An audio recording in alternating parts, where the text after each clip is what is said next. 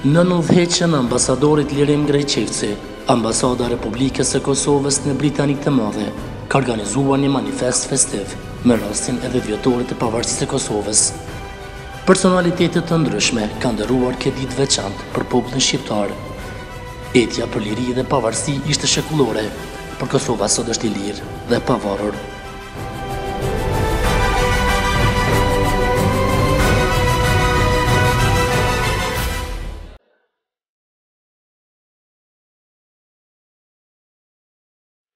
Ajo sot njihet nga shumë shtete të cilat janë forcë e Bashkimit Evropian dhe si e tillë po bën hapa drejt rrugës së tyre për t'u bashkuar.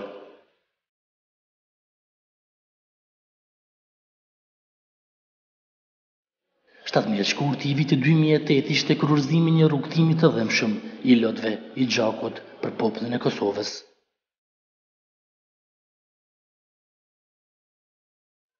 Populli shqiptar përjetoi terrorin e paparë ndonjëherë nga makineria serbe. Për vite me radhë deri në qershor të vitit 1999, shqiptarët vujtën pasojat e spastrimit teknik nga ushtria e Miloševićit.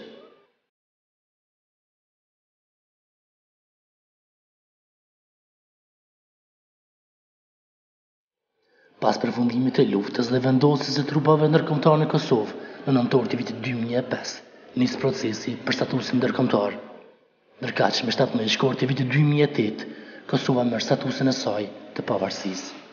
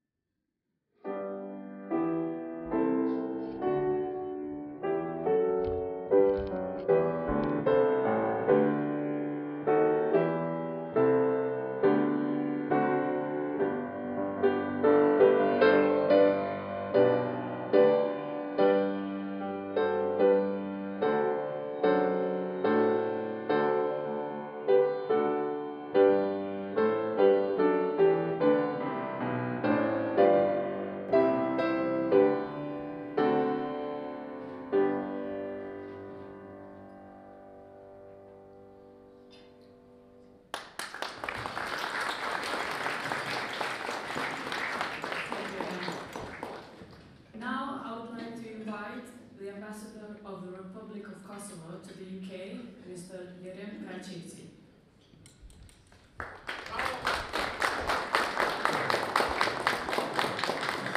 Thank you very much, Vjosa. Vjosa is a valuable member of the Kosovan community here in London, and in fact, she's a celebrity in Kosovo as a TV presenter. You're still a celebrity in Kosovo, I think. Thank you to our pianist, Harry, for these beautiful renditions of the two national anthems, and you will hear more from Harry later tonight. But first, Your Excellencies, Mrs. Karen Pierce, Marshal of the Diplomatic Corps, distinguished guests, ladies and gentlemen, friends. It is my great privilege to welcome you all to our very special event as we celebrate the first decade of our independence. 10 years ago, on 17th of February 2008, our democratically elected leaders signed the Declaration of Independence with a solemn pledge for Kosovo to become a free and independent country for all its citizens. On that special day, for the first time in history, we took charge of our own fate and our own future. The declaration, 10 years later, has been recognized by the majority of world countries. I'm sure every Kosovan has his or her personal story to tell, from that day, the Independence Day, 10 years ago, of how it must have felt and what it must have meant for them to witness the birth of their country as the luckiest generation to be able to do so. For me and many other colleagues at the Kosovo government at that time, it meant hard work to make detailed preparations. Our boss, the Prime Minister, was given the special honor of reading out the Declaration of Independence. I remember it was freezing cold that day, perhaps minus 15 degrees, but I don't think anyone felt any cold. There were people cheering, singing, and dancing in the streets. And as with all good things, everything happened very quickly. But there's one thing in particular that has stuck in my mind, and that is when I saw a group of young people wearing t-shirts over their clothes with a simple but a very moving sentence printed on their back, which brought tears to my eyes and which read, "I too have a state now. I too have a country now." Independence was never some fancy label for us. Independence was and is the only way to protect our hard-won freedoms. And those freedoms came at a great cost for our people. After decades of oppression, a terrible war, 10,000 lives lost, close to 1 million refugees deported from their homes, hundreds of thousands of homes destroyed, and still more than 1,000 people still missing today. In many ways, we still feel the legacy of the past. We take huge pride in the fact that our independence bears the seal of the UN Special Envoy and the Nobel Peace Prize winner, former Finnish President Martti Ahtisaari, whose comprehensive plan for Kosovo status contains some of the most generous provisions for minority rights anywhere in Europe, and which we have since embraced and incorporated fully into our constitution and our laws. Today, I'm proud to say that Kosovo is a multi-ethnic democracy where all its communities are represented at all levels of government and play a full part in Kosovo's institutions and society. And our strategic goal is to join the EU and NATO. Kosovo may be relatively small in size and population, but it is a powerhouse of talent in sports, music, film, and culture. Our national pride, judoka Majlinda Kelmendi, won a gold medal in the Olympic Games in Rio, where Kosovo participated for the very first time.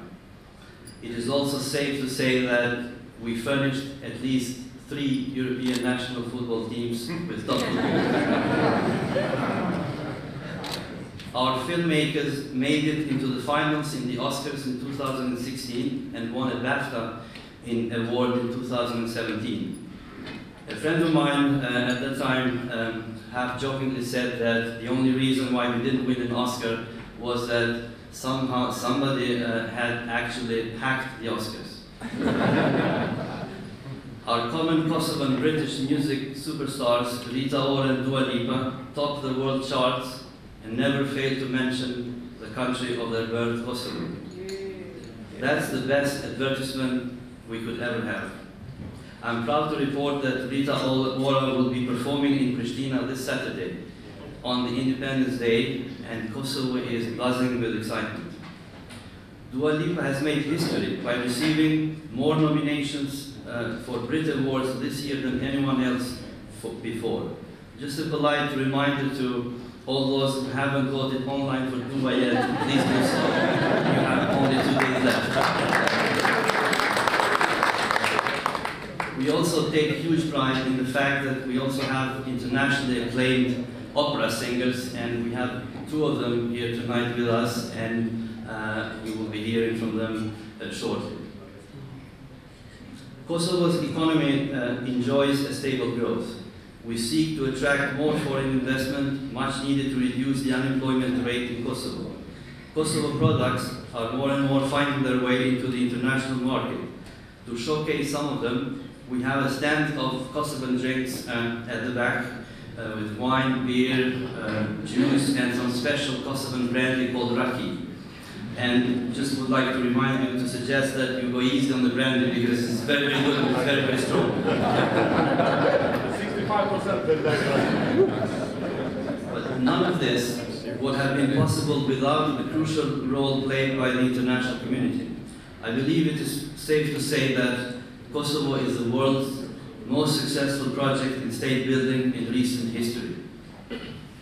From the very beginning, we put our trust in the international community, and they in turn believed in us and in our future. Among them, I'm very proud to say that the UK has been absolutely a key supporter and ally.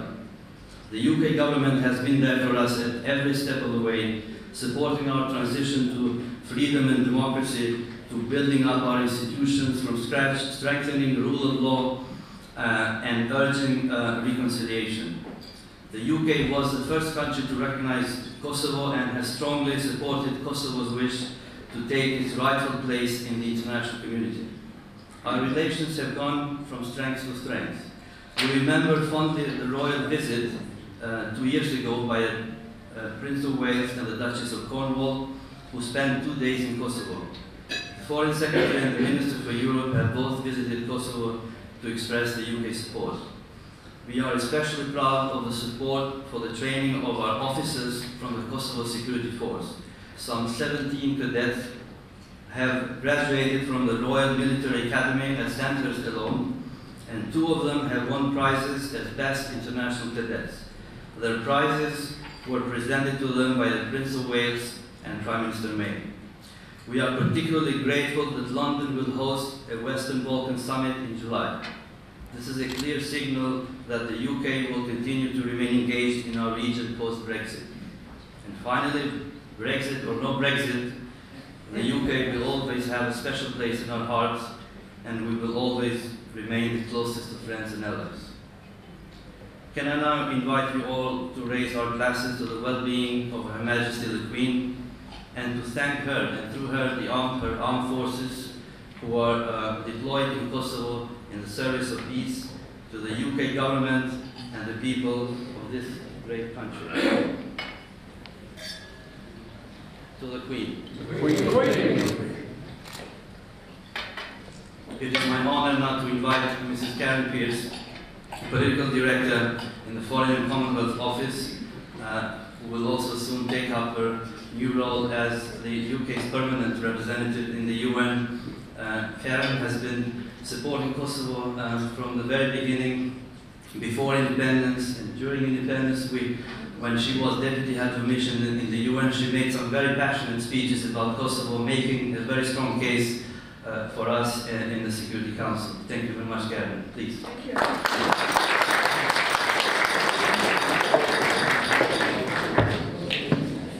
Well, Ambassador, ladies and gentlemen, friends of Kosovo, this is an enormous pleasure to be here for very many professional and personal reasons, and the Ambassador alluded to them. I was in the Security Council in 2008 when a new state, the state of Kosovo, was born. That's a very important historical thing, and not very many diplomats are lucky enough to witness such historic events. But in some ways, even more exciting than that, I had Frank Wisner, Ambassador Frank Wisner, who was the American negotiator, and President Ahtisaari sitting on my sofa in my apartment in New York, trying to scope out some of the aspects of the final deal.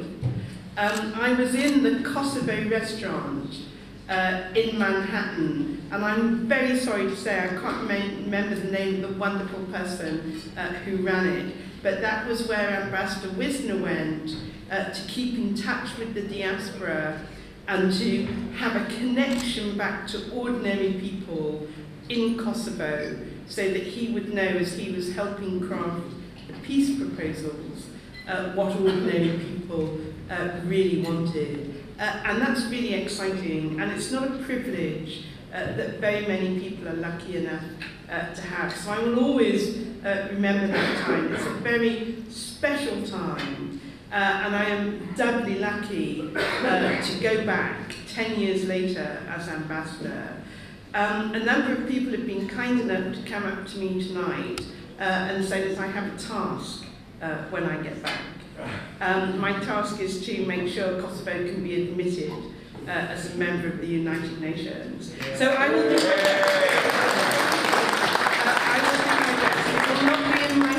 but we will do our best to achieve that incredibly important outcome. But as the Ambassador also explained, Kosovo must keep going on its positive trajectory. One of the most wonderful things about being involved with Kosovo and its leaders and its people, I think there are three things. One is the enormous strength of intellect and thinking, including in constitutional ways, about what sort of country they want and how it's going to be involved in the world and how it exemplifies universal values. And if I may say so, in the Balkans, that's not always the prevailing mood. So to have Kosovo as a new country championing some of those quintessential European values and standards has been incredibly important. I think the second thing is that everyone I have spoken to is wholeheartedly in favour of minority rights and participation. Again, if I may say so, too often in the Balkans that side of life isn't given enough attention. And as the Ambassador explained, the Kosovo Constitution, the actions of her politicians, they are designed, and they need to keep on being designed, to give the biggest form of expression to minority rights, because that's what defines you as a country, your tolerance for, your ability to absorb all of your people's points of view, even when inconvenient, even when not your own. And I must say that the Kosovo leaders I know have made a very good start in that direction. And I think the third point I'd like to make is that Kosovo is very much an important ally for the United Kingdom. The Ambassador referred to Brexit. We may be leaving the EU, we are not leaving Europe, and one of the places we are absolutely not leaving is the Balkans and Kosovo in particular. We will retain, I hope, our special relationship with Kosovo. We were very proud to be the first country to recognise Kosovo. We think there's a very special link there, but we also think there's a very special duty, if I may say so, on behalf of the United Kingdom to speak out if we perceive problems. And one of the things I'd like to say tonight is that we have heard of a couple of possible future problems in terms of the relationship with Serbia. And all I can say about that is to refer to my earlier points. Kosovo is a forward-looking, progressive country that is a really important standard bearer in the Balkans, and it can be a very important standard bearer in Europe. So please may I encourage all of you here, the Kosovo government, the Ambassador, its leadership, to retain that progressive stance that led you in 2008 to produce such a forward-looking constitution with President Ahtisaari's help. I can't overemphasize how important that progressive approach is. It will define you for a very long time to come. It will enhance Europe. It will improve your chances of succession and of being able to reconcile with your neighbours. You are a great country. You have great things to come. Please don't lose that tolerance and forward-lookingness. Thank you for listening. I'd like to invite everybody now to toast the President of Kosovo. I was very lucky, a year after independence, the President of Kosovo rang me at home on Christmas Day. And he said, I know this day is special for you, but I want you to know that we're thinking of you today because you helped our country. My husband, my children still remember that 9 years later, and it was an incredible honour. So I think we all wish Kosovo well. We all wish all of you well. The friendship with Britain is so important. There are lots of people here who've served in the Balkans, in Kosovo. Fiona McElwan, our brilliant head of department, is here. Matthew Sykes, who has led forces in the region, is here.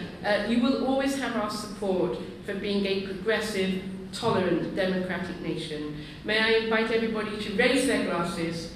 Thank you, Ambassador. And salute the President of Kosovo and her people on this very important day. to Kosovo.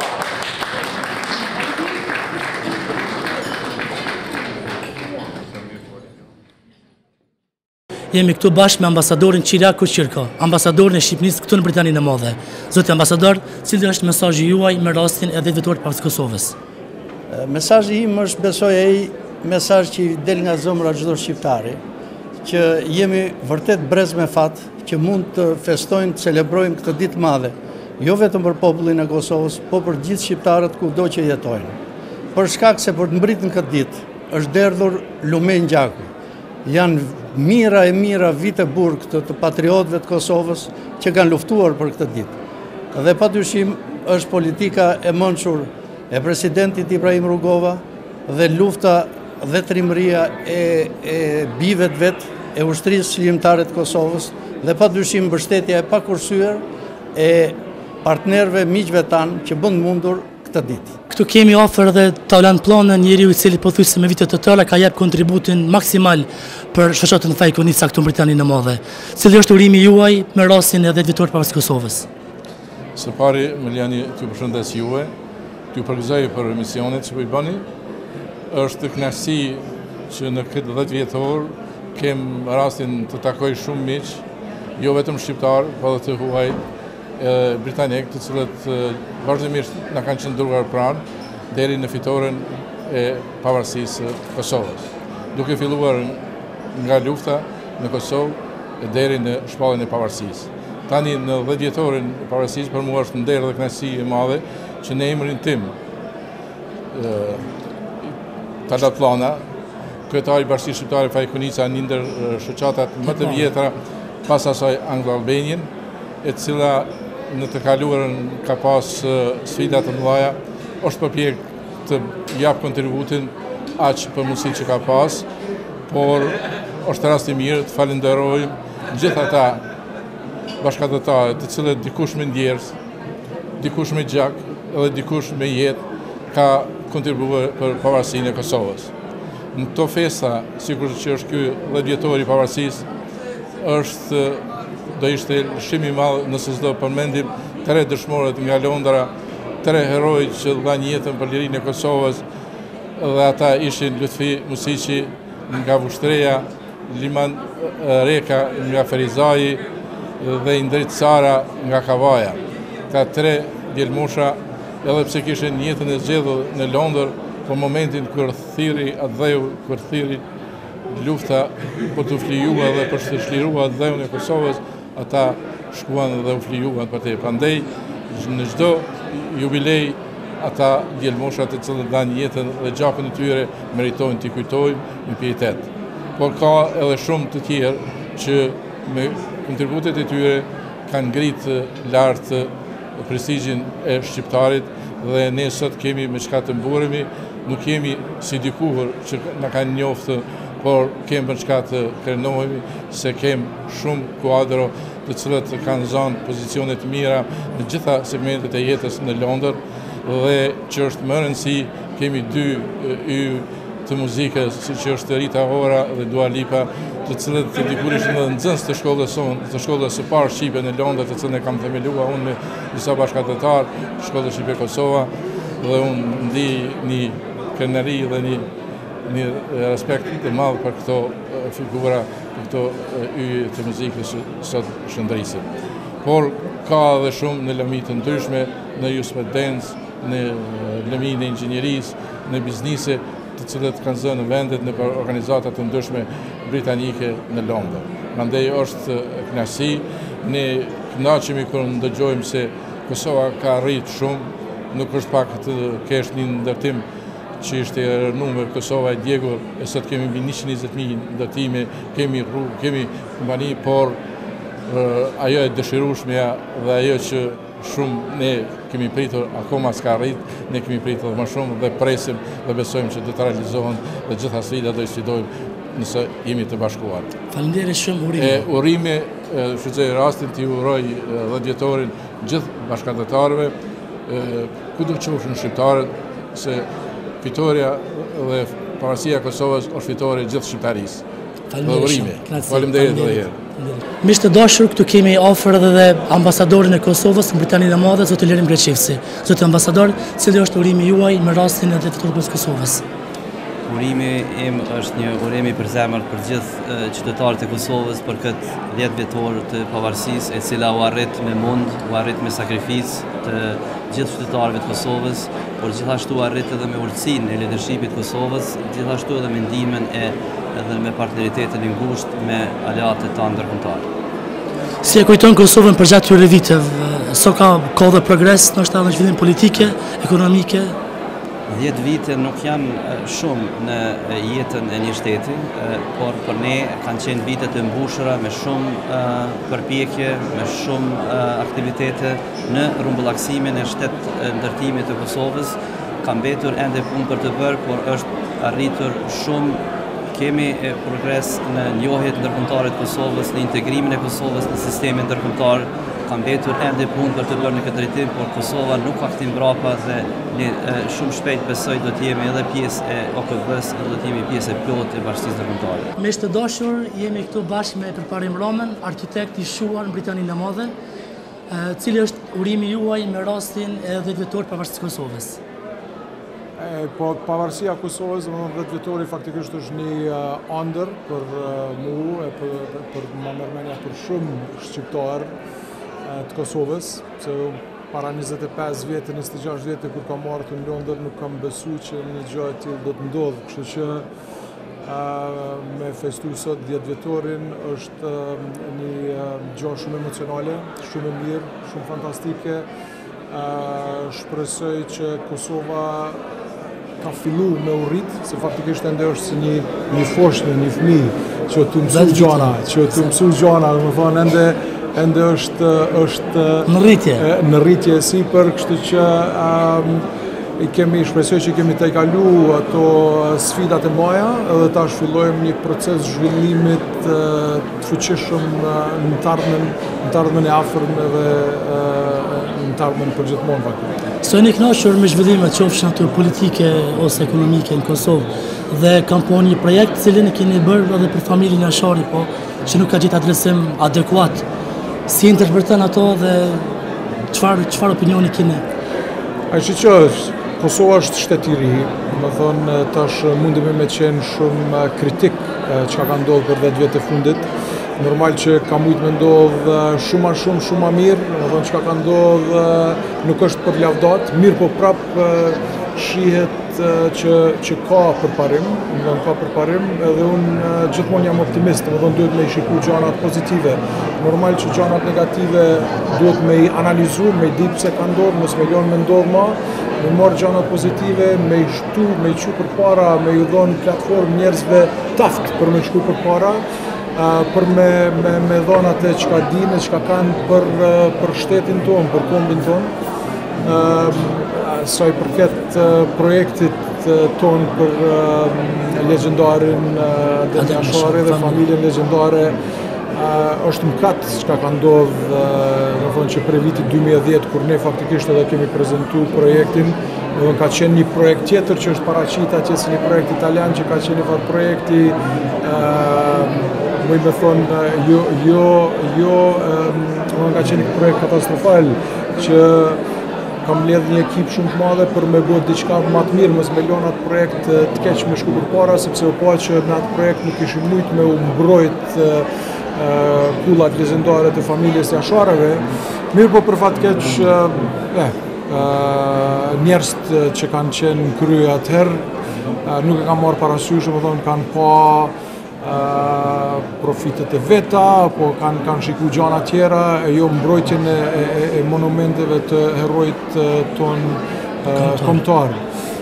Shpresoj që tash, më thonë, kjo gjatë që ka ardhur në pak, ka ardhur në shprehje, shpresoj që më thonë gjithë ajo pjesë e kalume, është e kalume, metet e kalume, duhet ne gjithsesi tash që të organizojmë një konkurs internacional, edhe unë mendoj që ne vetëm kemi vu një standard shumë të lartë për konkurrent tjerë të cilë do të vinë edhe edhe ne normalisht që do të konkurrojmë edhe ne me një projekt edhe më të mirë dhe më të madh, mirë po tash e dim që në atë standard nuk do ndodh asgjë, kështu që jam shumë optimist. Unë në fakt e kam pa projektin dhe projekti nuk ka ndaj shmangje ose ndaj diçka që nuk shkon.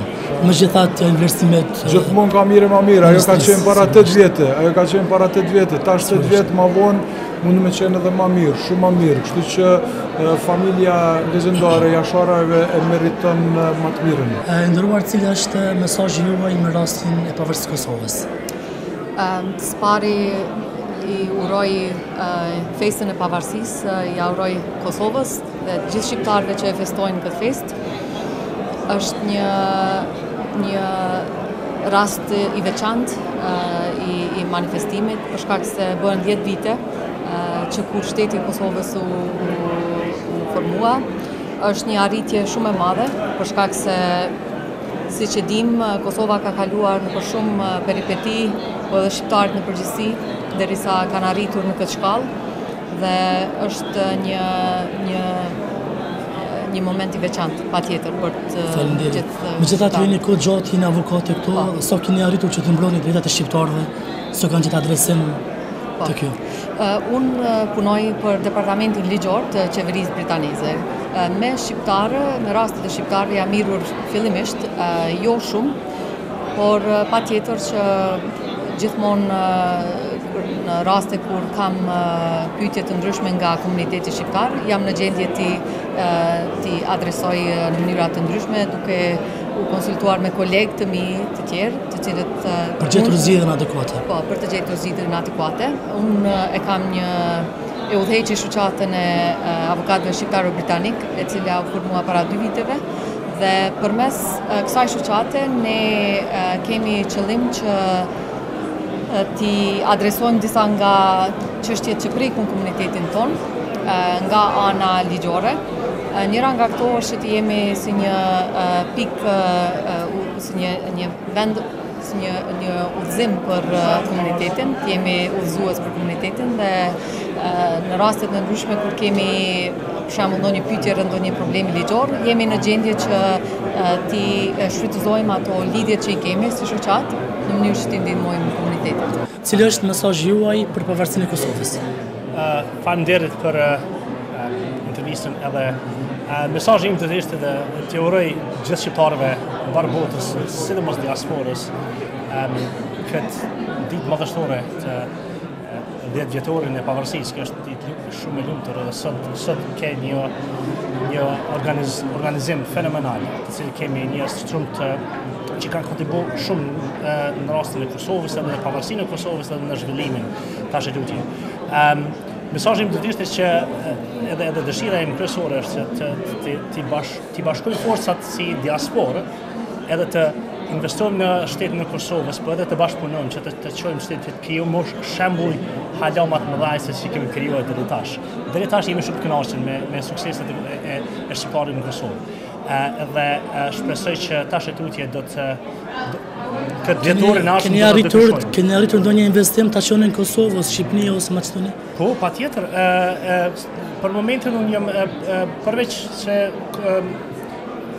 jam duke kontribuar në shoqatën e bizneseve shqiptare në Britani, jemi duke bashkëpunuar me biznese tjera në Kosovë, të cilat janë vetëm duke punuar në drejtimin e shërbimeve jashtë Kosovës. Përveç produkteve të Kosovës, tash kemi disa servise, sidomos në servise profesionale si në teknologji, që janë duke bërë shumë kontribime të mëdha, si për shembull një kompani Kosbit që unë jam I marrë me ta, ata janë të kriju një punë shumë madhe për edhe ty I qitë serviset e Kosovës jashtë. Dhe kjo është një mënyrë që edhe e bojnë reklamimin e Kosovës jashtë dhe mund me tregu se çfarë kapaciteti kemi dhe çfarë kontribimi mund të bëjmë. Mesazhi shumë I thjeshtë, gëzuar edhe për shumë vjet pavarësinë e Kosovës. Sa keni arritur përgjatë këtyre viteve që të forcohen ashtu edhe raportet ndërmjet Shqipërisë, Kosovës dhe jo që drejt tani? Janë forcuar shumë marrëdhëniet, po unë do ta shoh një këndvështrim tjetër në këndvështrimin e raporteve midis komunitetit shqipfolës në Britaninë e Madhe dhe komunitetit të madh britanik këtu. Ne jemi komunitet me fat, pasi Britania e Madhe është vendi I parë që ka njohur pavarësinë e Kosovës. Dhe në këtë aspekt, komuniteti shqipfolës e ndjen veten shumë të integruar në jetën e përditshme britanike. Cili është mesazhi juaj për pavarësinë e Kosovës? Mesazhi im për pavarësinë e Kosovës është vazhdoti që Kosova pikë pari të ndalet korrupsioni, ashtu qysh edhe e kena pa këtu në Britani që korrupsioni është zero, po ashtu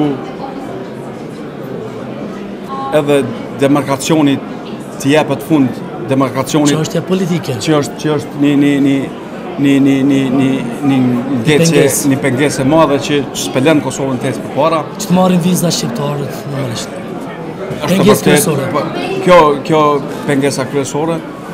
Pra mbi të gjitha vazhdoti që Kosova të ecë përpara me zhvillimin ekonomik, i cili i mungon për momentin Kosovës, po shpresojmë që një talmet të shkurt, mendoj të afërt, Kosova tjetë ai shtet apo ai vend ku t'ja kanë lakmi gjithë rajoni, megjithse unë jam i bindur që ja kanë lakmi.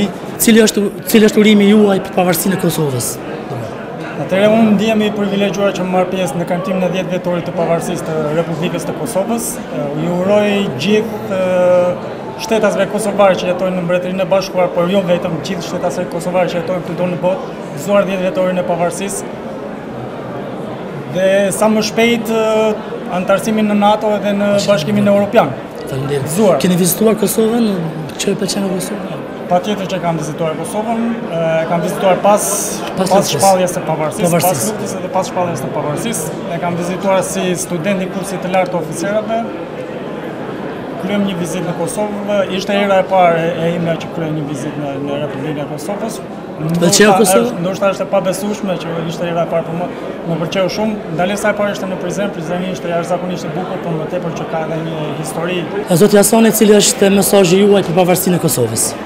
Faleminderit, është një kënaqësi e madhe të jem sonte prezent në këtë aktivitet të mrekullueshëm të organizuar nga ambasada e Kosovës në Londër. Përshëndes gjithë shqiptarët, gjithë popullin e Kosovës në këtë fest, në këtë 10 vjetor të pavarësisë, në këtë 10 vjetor të sakrificave, të mundit, të gjakut të derdhur nga shumë shqiptar për të festuar, për të ditë të jashtëzakonshme për këtë liri që ne gëzojmë sot të gjithë bashkë.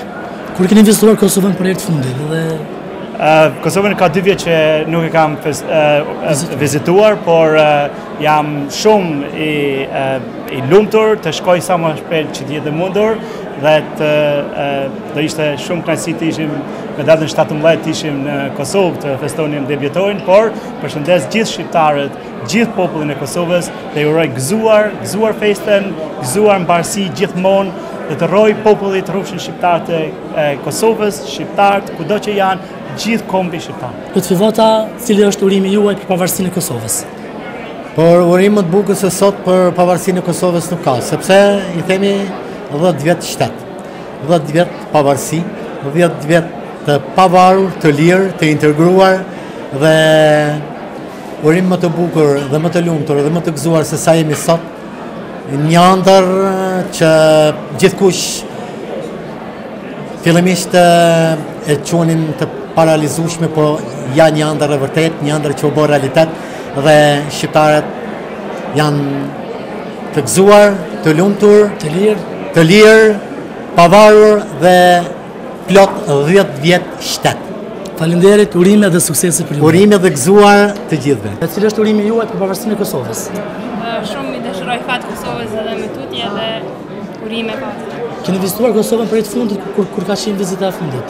Vizita e fundit ishte verës, në fakt në Prishtinë, kam nejtë një muj, e kam familjen atje, që i përshëndes edhe ja. Përcjellni televizionës shqiptare, sa Alb UK TV? Po përcjelli sa muj, se doktoraturin ja kam fillu dhe shumë kam angazhime. E kuptoj. Cili është mesazhi juaj për pavarësinë e Kosovës?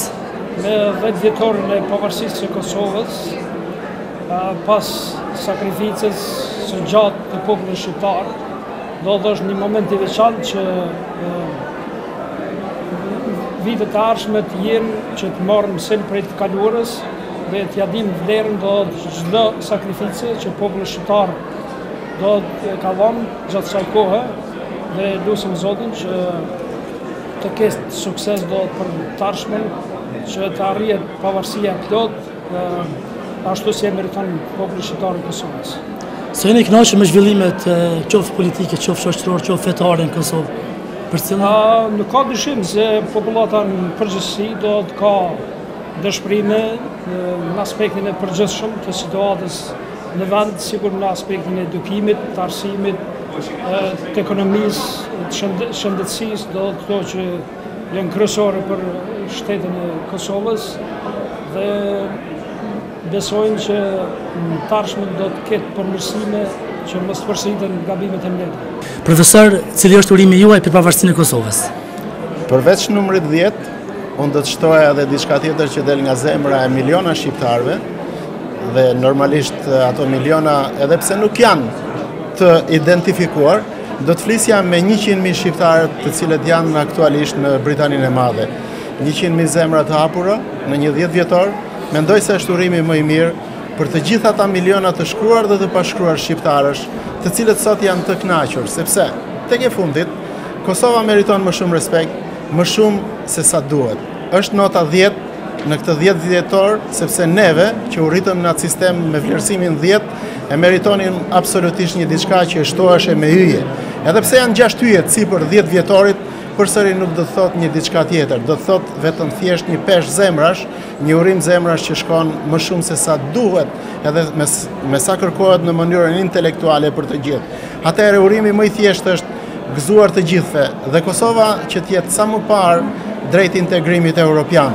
Në qoftë se sot u tha një fjalë shumë e bukur nga një diplomate e cila ishte e ftuar këtu dhe tha me krenarin më të madhe, unë dua të ngreni të gjithë gotat për presidentin e Kosovës, unë nuk dua të them për individ, dua të ngrej gotat për të gjithë popullin shqiptar, që të jetë sa më i lumtur, sa më krenar, dhe u festofshin për vjetor të tjerë, jo vetëm në Kosovë, po kudo ku ka shqiptar.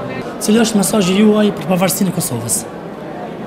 Me këtë rast, me qenë se sonë ka pavarësinë Kosova, uroj pavarësinë, uroj 10 vjeçarin e pavarësisë, uroj inshallah kjo do 1000 vjet, po para se më bëhen 1000 vjet pavarësi, inshallah bashkohet Shqipëria e Kosovës, bëhen bashkë edhe përparojnë të kanë suksese në arenën ndërkombëtare, gjithashtu edhe mrena për mrena. Këtë durim desha edhe sa më të shkurt, sa më të shpejt, që mos ta përzim shumë, po unë besoj që këto fjalë janë sinqerta për Kosovën, sepse na me dëmshëri kena pas, gjithmonë kena pas një vend që ka nevojë për mushkut nga tirania e Serbisë, po tash duket që po hec mirë, edhe ka marrë edhe përshtypje mirë, son duke kënaqur kur pa gjithë diplomatë ndryshëm që folën mirë për Kosovën, edhe na bozën normal.